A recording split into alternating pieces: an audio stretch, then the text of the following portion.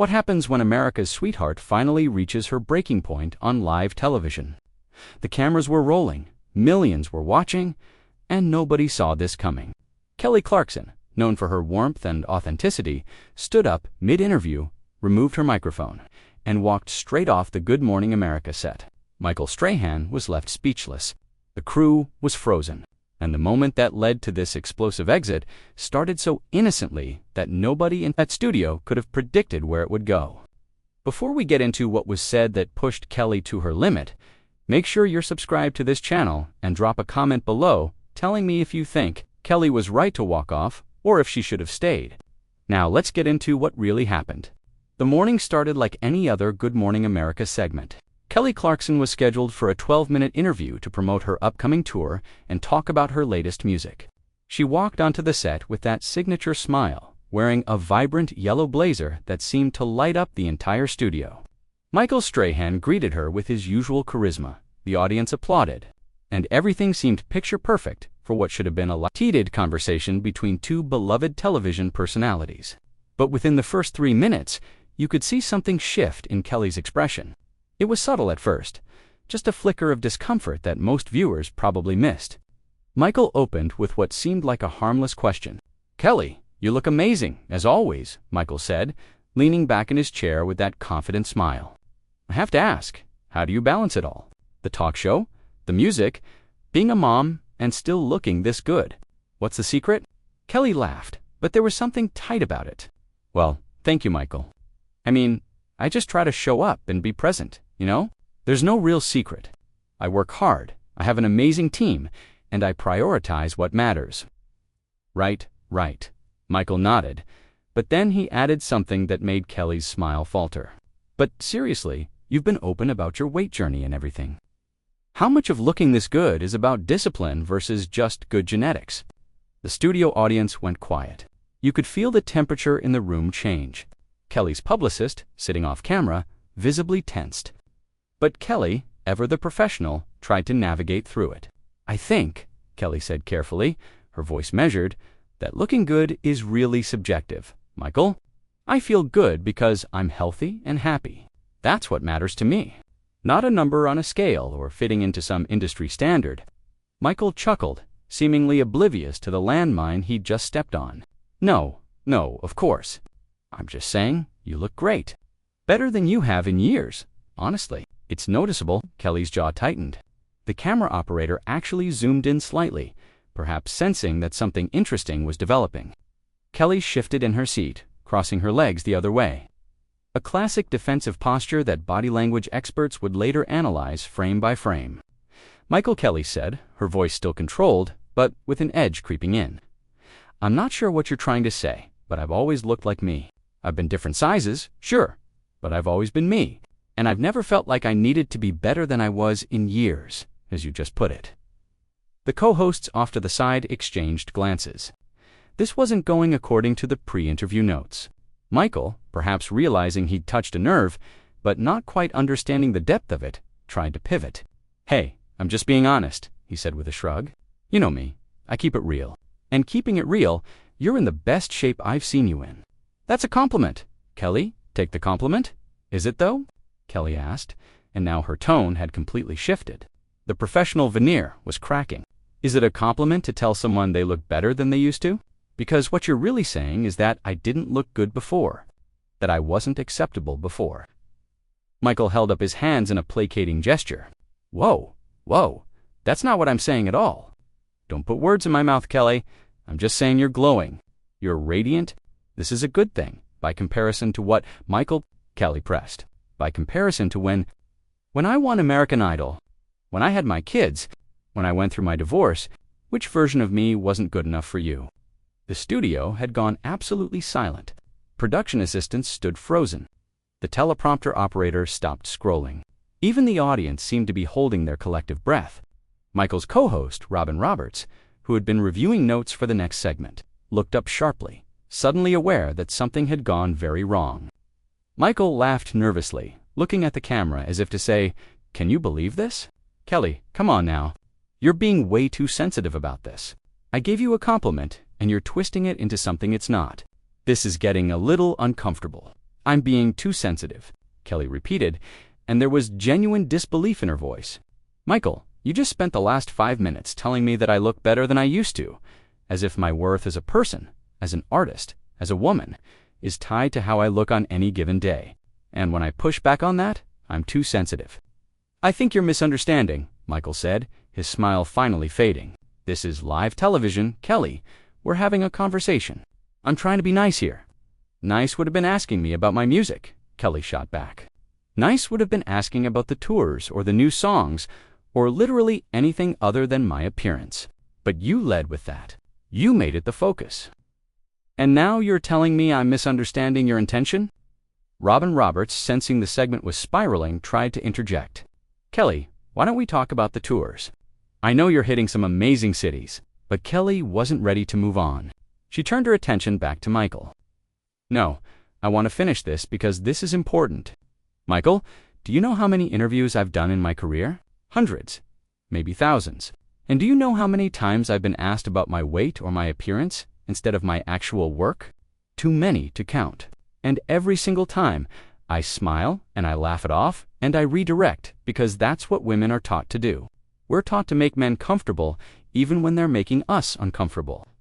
Michael's expression had shifted from friendly to defensive. Okay, now you're making this about gender.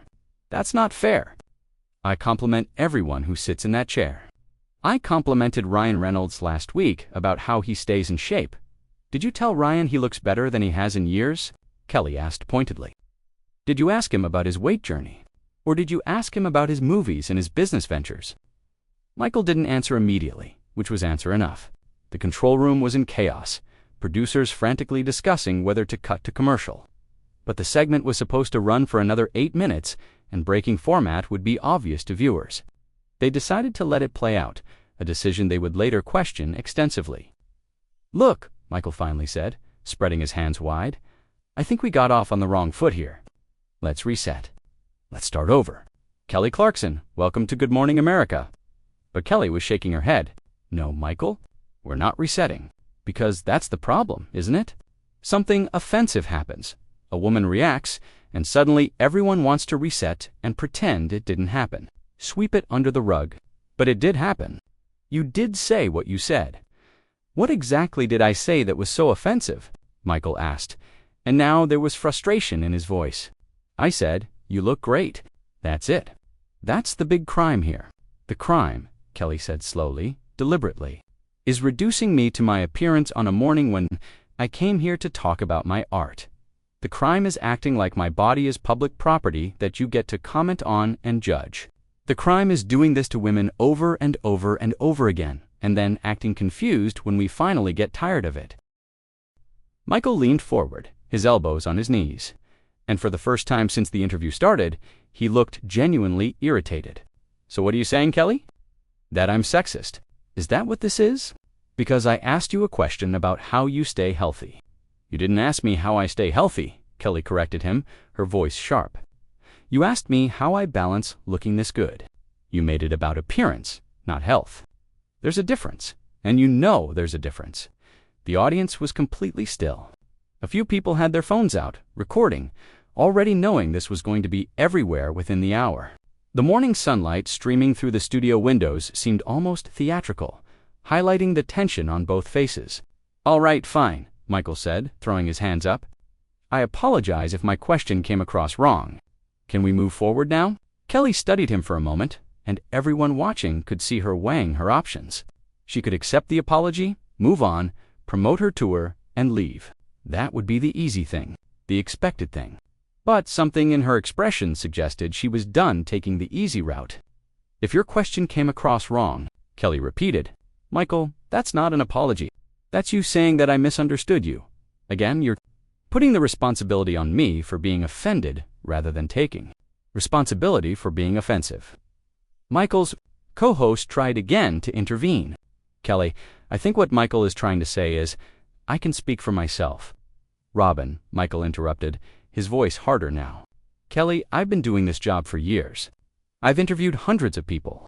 Nobody has ever had a problem with my questions before.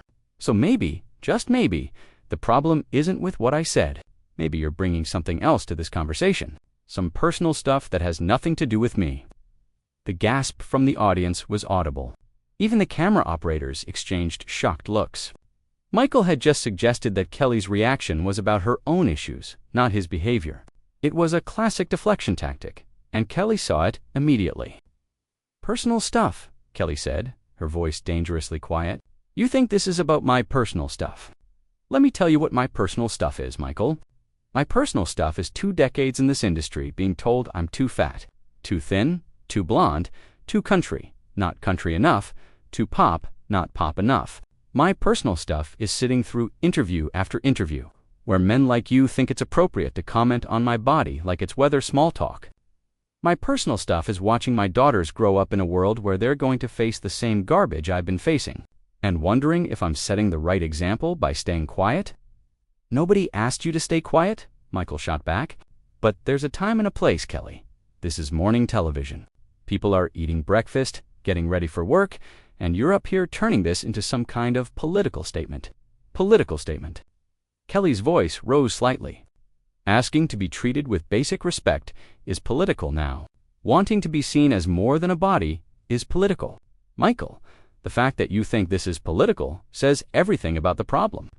Michael shook his head, clearly frustrated. "You know what? I think you came on this show looking for a fight. I think you wanted this to happen, because what better publicity for your tour than a viral moment on Good Morning America? Is that what this is?" The accusation hung in the air like smoke. Kelly's mouth fell open slightly, genuine shock crossing her features. Around the studio, staff members looked at each other in disbelief. This had gone from uncomfortable to absolutely explosive.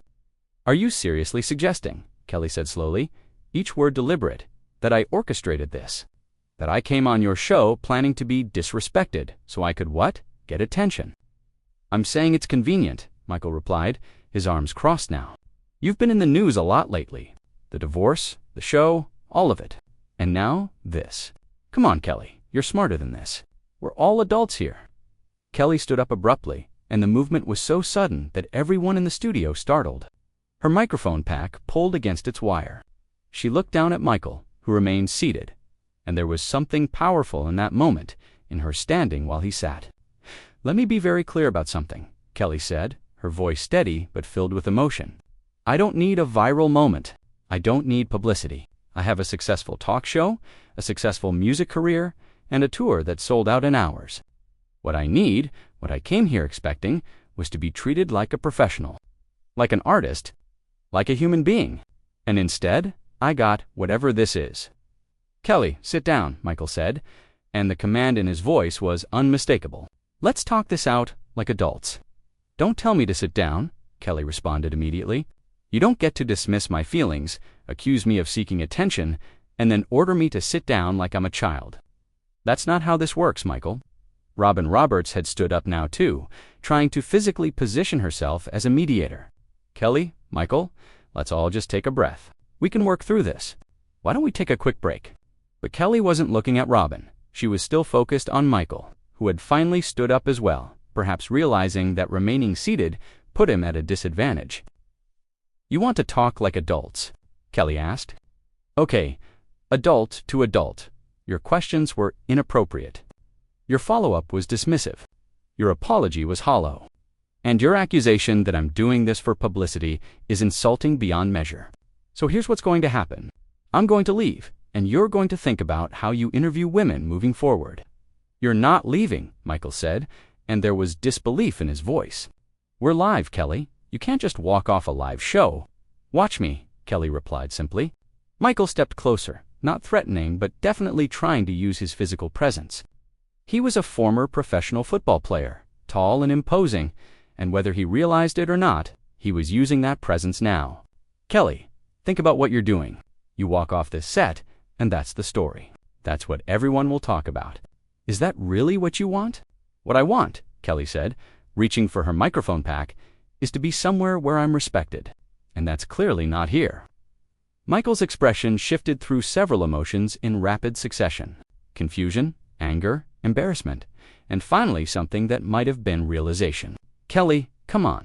Don't do this. Let's just finish the interview. We'll talk about the music. I promise." No more questions about anything else. Kelly paused, her hand on the microphone pack. For a moment, everyone thought she might reconsider. The producers certainly hoped she would. The audience seemed to lean forward collectively. Even Michael looked hopeful. "You promise?" Kelly asked quietly. "You promise to do what you should have been doing from the beginning.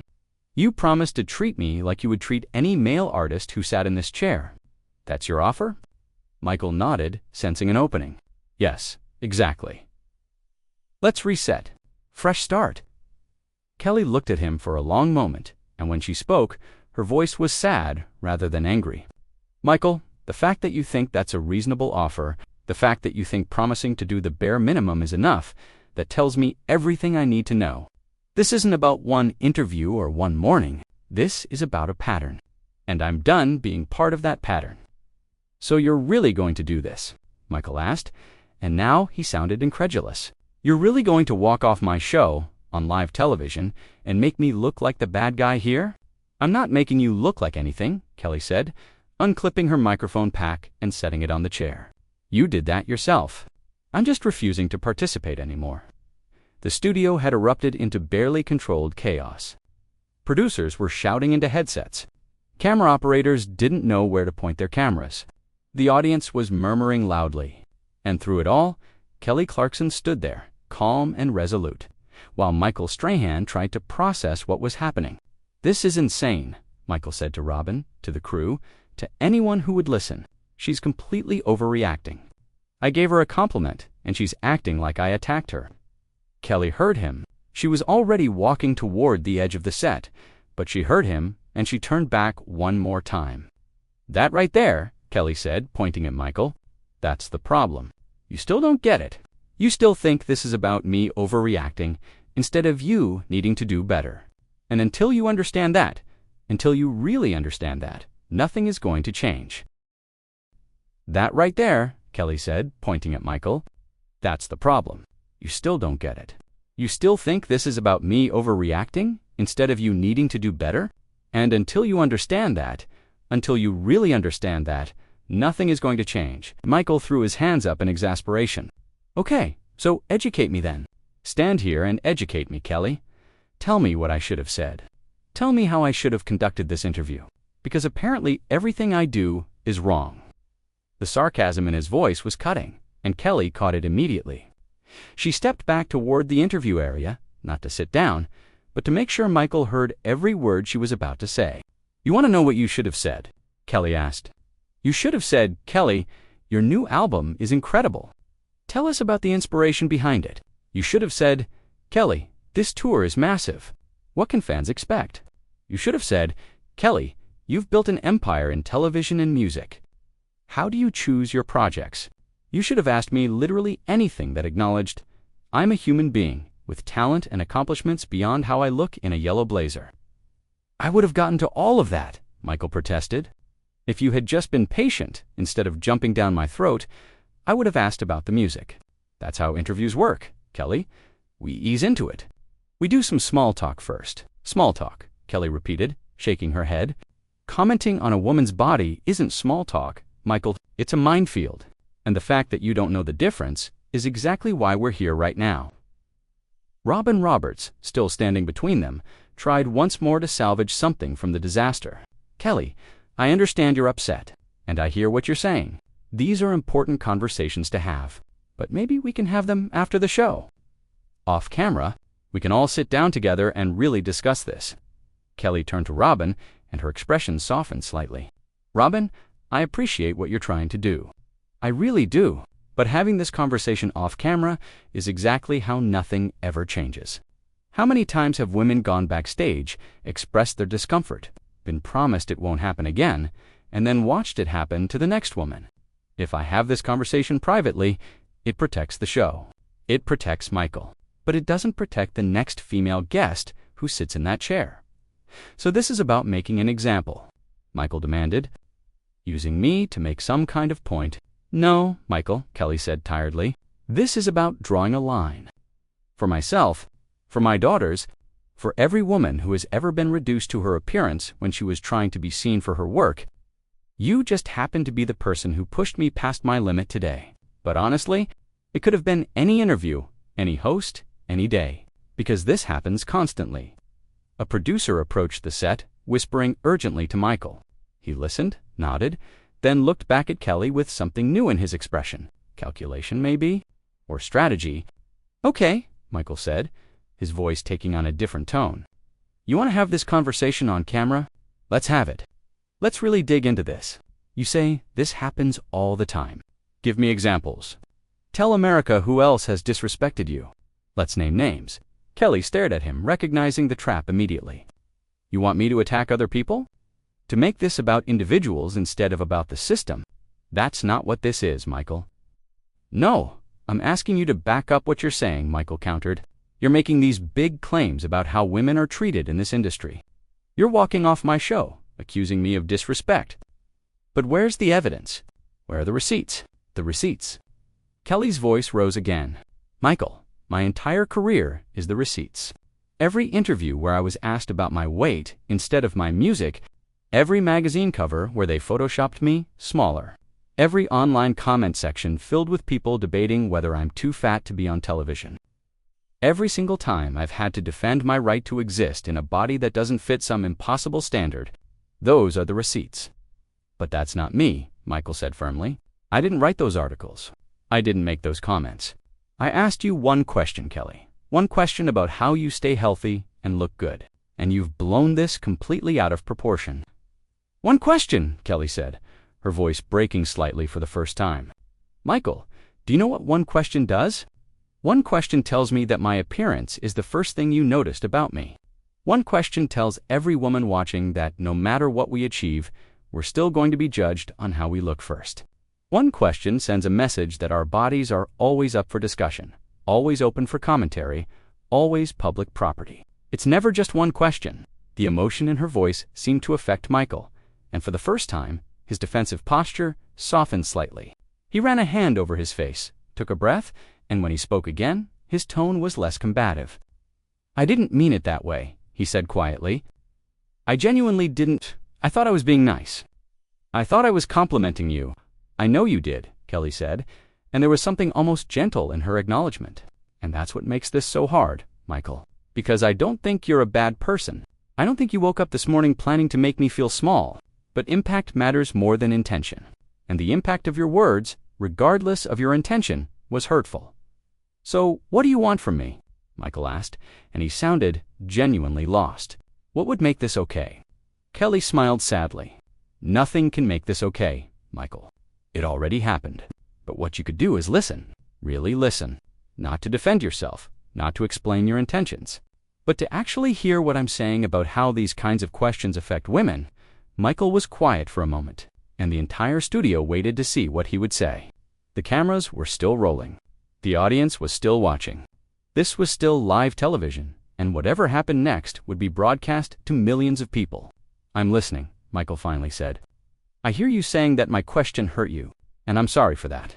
I'm sorry that my words had an impact I didn't intend." It was closer to a real apology than anything he'd said before, and Kelly seemed to recognize that. But she also didn't sit back down. "I appreciate that," Kelly said. "I do. But Michael, this can't just be about me. This has to be about change. Real change in how you approach interviews with women.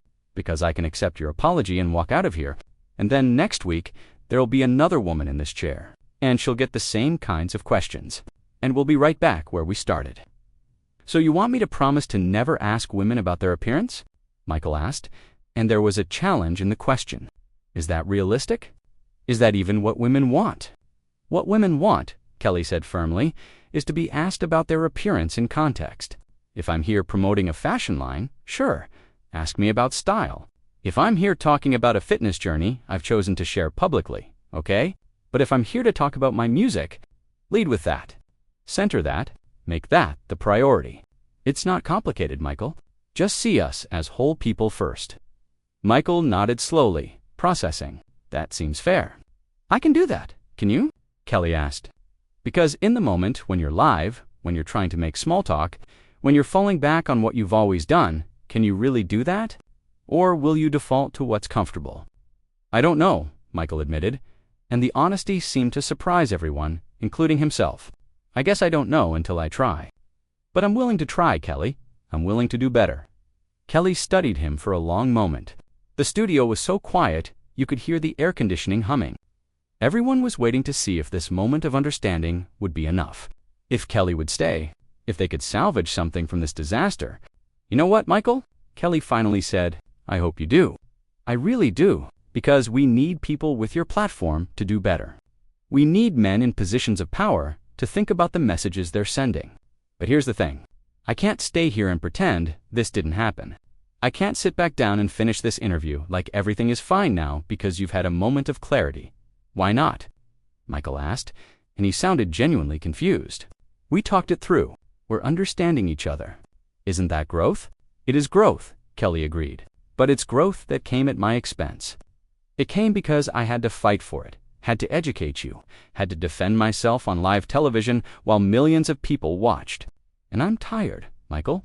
I'm so tired of having to fight these battles over and over again. Michael's shoulders slumped slightly, so nothing I say is going to make a difference. You're leaving no matter what. I'm leaving because I need to, Kelly said simply. I need to show my daughters that it's okay to walk away from situations that don't serve you. I need to show myself that I meant what I said about drawing a line. So what do you think? Was Kelly right to walk off? Or should she have stayed and finished the interview? Drop your thoughts in the comments below, and make sure you're subscribed, because we're going to be covering the conversations that followed this explosive moment. Comment below, was this the moment that changed how we talk about women in entertainment?